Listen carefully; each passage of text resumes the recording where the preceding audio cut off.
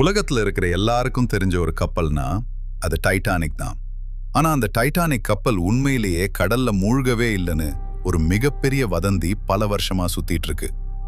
White star line company கிட்ட இருந்த பழைய ஒலிம்பிக் கப்பல் ஒரு விபத்துல டேமேஜ் ஆயிடுச்சு.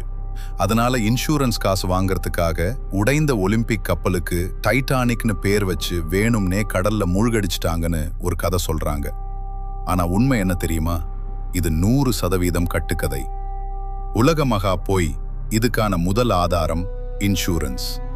டைட்டானிக் கப்பலோட உண்மையான மதிப்புக்கு ரொம்ப குறைவான தொகையைத்தான் கம்பெனி இன்சூரன்ஸ் பண்ணியிருந்தாங்க.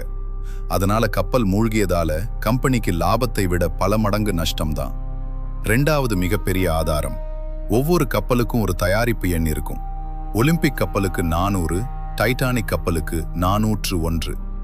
கடல்ல மூழ்கிய டைட்டானிக் கப்பலோட உதிரி பாகங்களை ஆராய்ந்தப்போ அதுல 401 அப்படிங்கிற எண் தான் பொறிக்கப்பட்டிருந்துச்சு. அது மட்டும் இல்லாம இந்த 2 கப்பலோட ஜன்னல் டிசைன்லயும் நிறைய வித்தியாசங்கள் இருந்துச்சு.